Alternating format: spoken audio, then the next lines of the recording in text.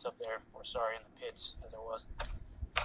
And you're going to have your missile. You'll have your A gunner standing directly behind you. He's going to assist with targeting and acquiring that aircraft as you're firing. So you're going to step up to the line. You're going to have your, right now we have a NICAD, which is a trainer battery. But when you're up there, you're going to have a BCU, battery coolant unit, that's going to provide power for the missile while it's still spinning up in here. It's also going to provide that argon gas that cools the missile. So you're going to step up, going to insert your BCU or NICAD. You're going to look over the sights. You're going to find out where that aircraft is at. Once you've seen that aircraft, with the missile shouldered, hand forward on the uncage button, your other hand back here on the SNA switch of the trigger. You're going to acquire that aircraft. You see it, you can track it in the sights. So now you're going to lift up, and you're going to activate by pressing down and in on this SNA switch, safety and actuator switch. And as you can hear right now, back here, you've got your speaker, which is going to provide those tones to let you know if you're tracking the aircraft. And you've got your bones transducer. This is going to vibrate against the gunner's cheek so that he can feel the tone, because sometimes it's loud, aircraft flying by, possible gunfire in the background. So you're going to hear those two things going off. This NICAD won't last very long. It's pretty much dead. So you've seen the aircraft, and the reason you activate on a clear blue sky, you're going to take your sights, you're going to put them above, below, or side to side on the aircraft and activate on that clear blue sky.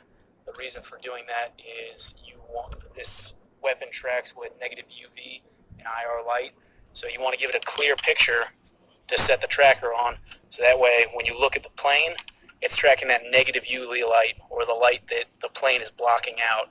So that's how that helps you acquire that target. So once again, tracking, activate clear blue sky, safety and actuator switch. You're going to sight in. You can see the aircraft coming. I'll quiet that down so you can hear. You're going to sight in on that aircraft. You're going to put your rear sight reticle, match it up with your range ring. You're going to put the aircraft straight into that range ring. So you're tracking the aircraft, and you're going to hear the tones going. You'll be able to tell the difference between the tone of a tracked aircraft and if it's untracked. So once you hear that tone, you're going to, up here, press that uncage button. So what this uncage switch does is it allows this seeker head right here in the front. Right now, it's at a fixed angle with these sights, so it's not moving at all. Once you press this uncage switch, it's going to allow that seeker head to track independently from the missile.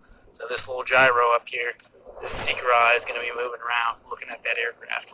And the reason for that is you need to super elevate this missile upwards. You need to super elevate this missile upwards so that when it fires out, that launch motor is going to push it out of the tube, and then the launch motor will detach, and the flight motor will kick in. So there's about 9 yards where this missile will just be free floating in the air between the detachment of the launch motor and the initiation of the flight motor. So that space that it's going to fall right there, that's the reasoning for super elevating the missile.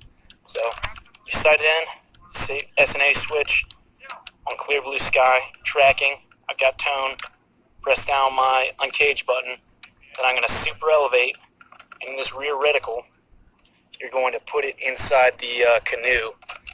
There's a small square and then 2 small grooves that you call the canoes.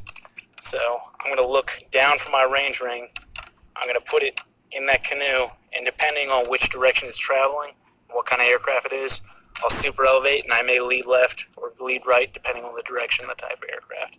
For fixed wing aircraft like these targets that we have out here, and rotary wing aircraft like helicopters, prop planes, you won't do any sort of lead. They're slow moving aircraft. But for a jet aircraft, you're going to have to lead that aircraft so that the missile doesn't have to catch up to it.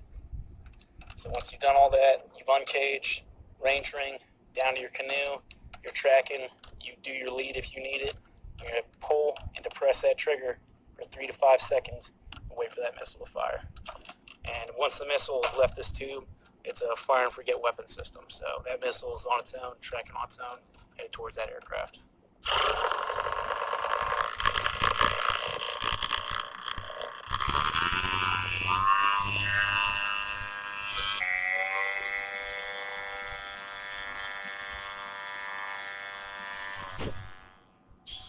Hey, Uncle, get that ball.